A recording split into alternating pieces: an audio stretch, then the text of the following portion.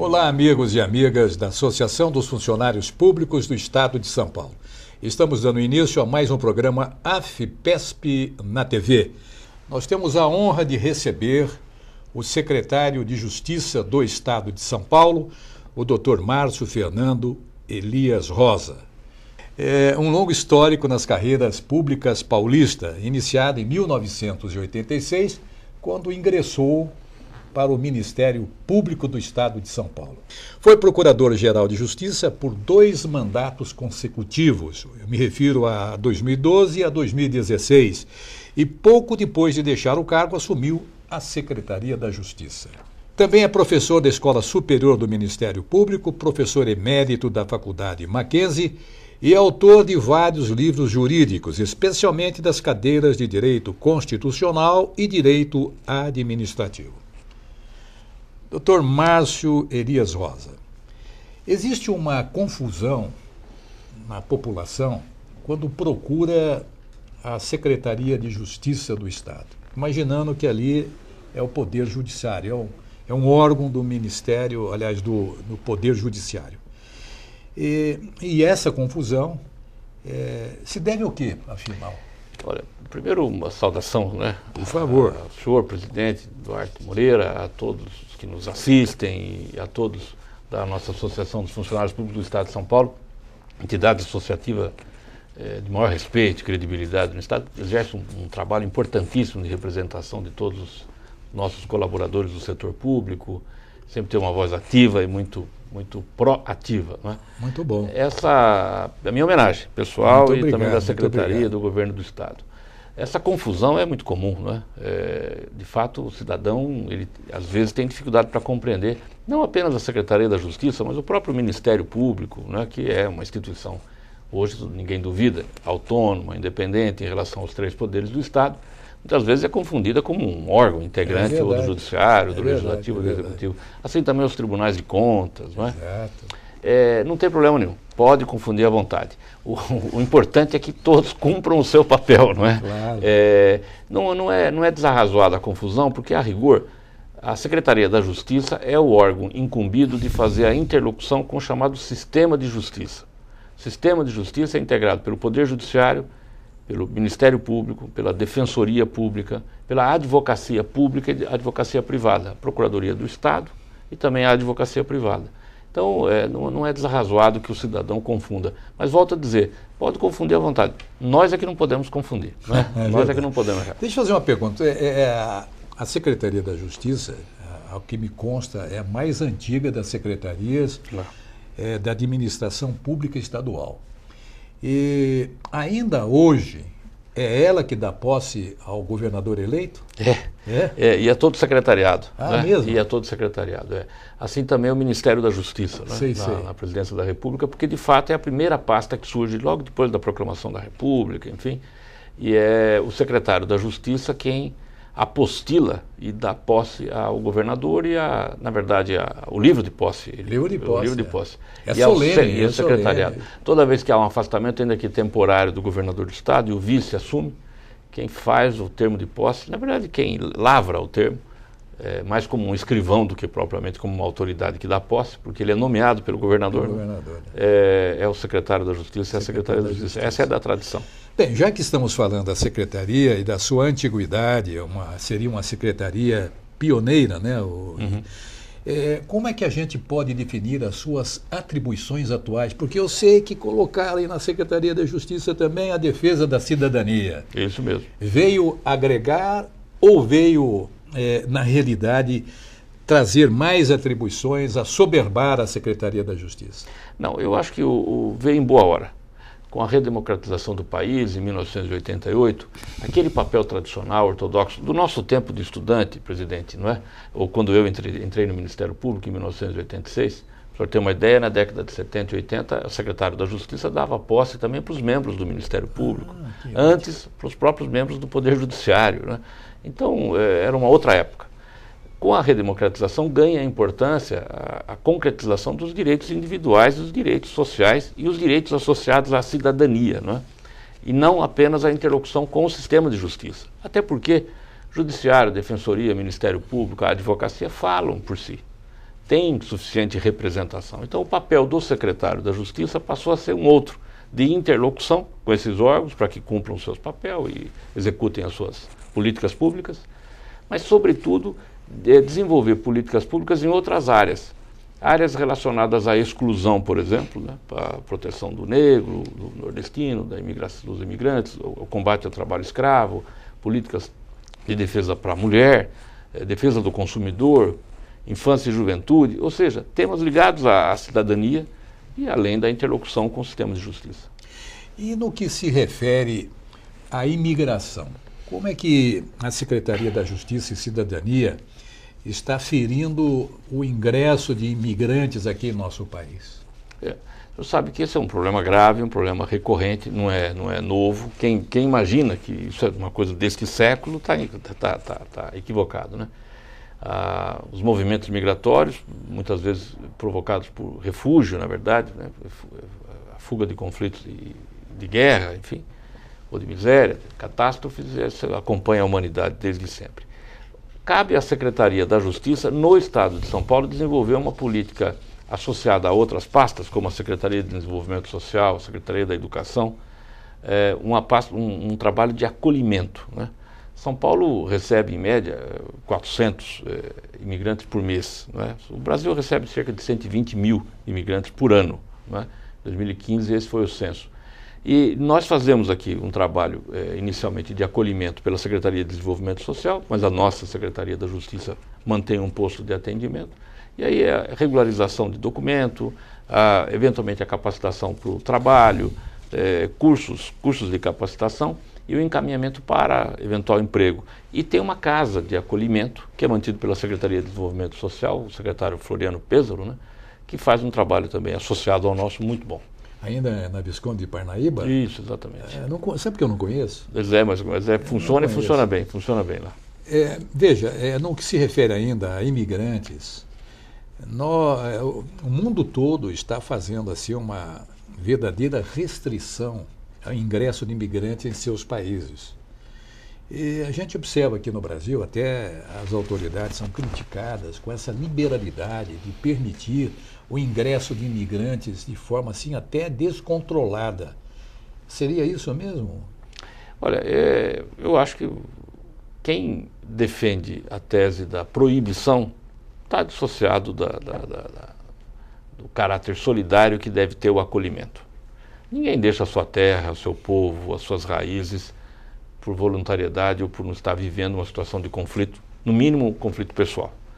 É uma mazela que leva o ser humano a se movimentar para outros campos, sobretudo uma outra terra, uma outra língua, uma outra cultura. Nós sabemos que o Brasil é resultante dos processos migratórios. Então não faz sentido nenhum discurso restritivo ou que seja capaz de restringir a chegada de imigrantes no país. Isso é absolutamente fora do conceito de solidariedade, de fraternidade e não vai jamais contar com a abono de pessoas razoáveis. Quando o imigrante ingressa aqui no estado de São Paulo, há algum programa de treinamento? Porque o que a gente vê, principalmente com os haitianos, a gente nota que o pessoal num vai e vem, os nigerianos também é um vai e vem, você não sabe se tem emprego, o que o sustenta efetivamente. Existe algum programa de habilitá-los, um programa de instrução técnica? Temos. Tem? Temos. Nós temos um SIC do imigrante que funciona desde 2014, lá na Barra Funda, né? E junto com a Casa de Acolhimento da Secretaria que eu mencionei. Mas lá nós fazemos um encaminhamento no primeiro momento para a Defensoria Pública, para a regularização da documentação, em face do Estado, em face da União. Fazemos um encaminhamento para o Programa de Assistência para o Trabalho e oferecemos alguns cursos de capacitação, inclusive de línguas, para que ele aprenda a falar o português, por exemplo, né? Português, inglês, francês, espanhol, são cursos que o SIC do imigrante acolhe. Mas fazemos alguns cursos de capacitação, como curso de jardinagem, curso de panificação, alguns de trabalhos manuais. Um mínimo de treinamento é oferecido pela própria Secretaria. É óbvio que insuficiente frente à demanda, não é? Frente à demanda de alunos e, infelizmente, a baixa adesão do nível de emprego. Nós temos um elevado número de desemprego no Brasil e alcança também essa população. Então, eu estava falando na quinta-feira com o abade da igreja de São Bento, Dom Matias, e ele está fazendo um trabalho muito bonito nessa direção com os chineses. Sim. Eu achei muito interessante. Mas essa nossa conversa está muito agradável com o secretário da Justiça, Dr. Márcio Fernando Elias Rosa, que nos honra com a sua presença. Nós vamos interromper agora e voltaremos na próxima semana para darmos sequência ao rol de perguntas que eu tenho a fazer para o senhor. Então, eu agradeço a sua presença no programa de hoje e rogo aos nossos telespectadores que continuem na AFIPESP na TV para assistir a nossa grade de programação, que tem hoje muitas novidades interessantes. Então, até mais. Olá, amigos. A reforma da Previdência tem ocupado o maior tempo em todos os noticiários da imprensa brasileira e também das mídias associativas e sindicais. Para entender mais sobre a reforma, a primeira vice-presidente, Thaís Helena Costa, falou com o vice-líder do PMDB na Câmara, o deputado Darcísio Perondi, que apresenta argumentos favoráveis à reforma. Acompanhe.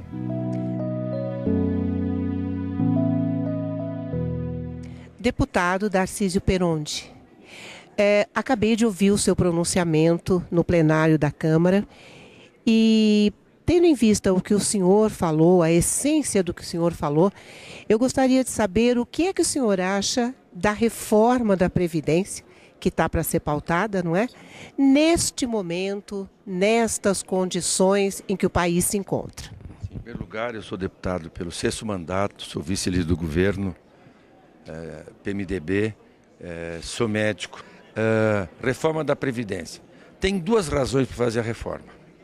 A primeira razão é de ordem científica, matemática e demográfica. Tá? Está nascendo menos criança e nós estamos vivendo muito mais. Tá? Como é que é? A pirâmide, aqui, ó, tá assim, ó. Aqui tem, hoje ainda tem mais jovens no Brasil, e na ponta da pirâmide tem mais idosos. Tá? E nós vamos começar daqui 3 anos a inverter a pirâmide, vai ser assim, ó. Tá? Vai ter poucos jovens nascendo aqui na base e mais idosos. Tá? Aí não tem dinheiro que paga. Então, baixa natalidade, viva a longevidade. E o sistema é de repartição, tanto no sistema público como no regime geral. Tá? Quem trabalha hoje paga para quem está aposentado hoje. E quem vai trabalhar amanhã vai pagar para o aposentado amanhã. No futuro vai ter menos gente nascendo e menos gente para trabalhar, e nós vamos estar vivendo com 75, 80. A expectativa de sobrevida do brasileiro médio é 83 anos. Em São Paulo é 84, como lá no Rio Grande do Sul. No Nordeste é 82. Então, o aposentado, a partir de 65 anos, né, vai passar de 80 anos com folga. Então, vai ter menos dinheiro no bolo e mais gente precisando ser pago. Aí não dá certo. Mas os outros países fizeram isso, quase todos os países fizeram isso. E países emergentes como o nosso. Por isso que precisa a idade mínima. Não dá mais para aceitar, né, uma professora se aposentar com 50 anos, um policial da Polícia Federal, uma mulher policial se aposentar com 47, um juiz federal se aposentar com 52 anos, um promotor federal se aposentar com 52 anos. Ele vai ficar, no mínimo, 35 anos recebendo um extraordinário salário. Então, idade mínima, que é consagrada no mundo, que é 65 anos homem e mulher, e nós fizemos 62, 65, a sociedade pediu. Então, primeira razão é matemática. Tá? Nasce menos gente, vive mais, aí vai faltar o dinheiro. É de ordem matemática, não é partidária, política, nada. E a segunda razão é de ordem fiscal. A previdência pública, a previdência geral, assim, urbana e rural, o ano passado deu um prejuízo de 150 bilhões de reais. Por telespectador saber, o Ministério da Saúde gasta com 200 milhões de brasileiros, gasta 110 bilhões de reais. Tá? E o regime geral da Previdência dá 150 bilhões de prejuízo. E a Previdência Pública, né, que interessa aqui, a Previdência Pública Federal dá 77 bilhões de prejuízo, deu ano passado. E a Previdência Pública dos estados, dá 90 bilhões. Quer dizer, o Tesouro dos Estados tira o governo federal, como o governo dos estados, tira um dinheiro da saúde, da educação, da estrada, da ciência, da pesquisa, da segurança, para cobrir o buraco da Previdência, do regime geral e do regime público. Então já está dando prejuízo. Então essas duas razões, matemática e demográfica, e a segunda, a fiscal. E a Anfib, que é a Associação dos Fiscais da Receita, mentiram para o país em dezembro, dizendo que dava prejuízo. O TCU, a semana retrasada, na CPI que a oposição criou no Senado, que o governo mandou os senadores da base assinarem também, porque seria um tiro no pé da oposição, e já começou. O Tribunal de Contas, há 2 semanas atrás, os seus técnicos foram à CPI, não foram questionados e confirmaram os números dos consultores do Congresso e do governo federal, e mais o TCU, confirmaram. O TCU, olha, o TCU confirmou que a Previdência geral e pública dá um prejuízo de 250 bilhões de reais. Então são essas duas razões. E o país tem que pensar também que país nós queremos. Se não houver reforma, nos próximos anos, o orçamento da Previdência vai aos poucos expulsando do orçamento da União a saúde, a educação, o doente, o aluno, o ameaçado pela insegurança, o desempregado, porque não vai ter dinheiro para nada mais. Vai ter, até uns 20 anos, vai ter só, 20 anos, uns 15 anos, vai ter só para pagar a Previdência. E acaba o dinheiro. Daqui 20 anos, de cada 100 reais que o governo vai arrecadar, 107 vai ser para a Previdência. Então não vai ter dinheiro para nada mais. Então que país nós queremos? Não vai ter dinheiro. Vai faltar para pagar os aposentados e não vai ter para o doente. Lá em São Paulo tem um dado extraordinário. Tá? Eu não sei exatamente os números, mas tem assim, parece que tem dois coronéis da Polícia Militar, coronel, tem 3 aposentados para 1 nativa, e se aposentaram com 50 anos de idade. E os pobres estão sofrendo. Por isso que tem que fazer a reforma. E se não fazer a reforma, o Brasil vai afundar, porque esse é o custo maior do gasto brasileiro. Não vai ter nem para educação, nem para pagar os funcionários. Aliás, já está acontecendo, né?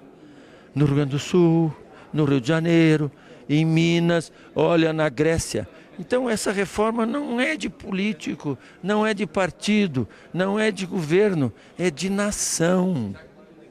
E eu espero que a oposição não vai votar, mas a base vai votar sim. A base tem esta consciência.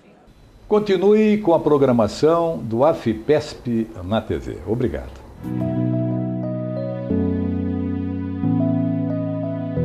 Olá, amigos da TV Aberta. A cidade de São Paulo sempre foi conhecida por receber imigrantes de muitos países. Com o passar dos séculos, a fama de cidade internacional só aumentou. Pessoas de diferentes nacionalidades mudam para São Paulo, em busca de um lugar melhor para trabalhar e viver. Entre os povos, há uma grande imigração de chineses que trabalham especialmente nas áreas de comércio da cidade.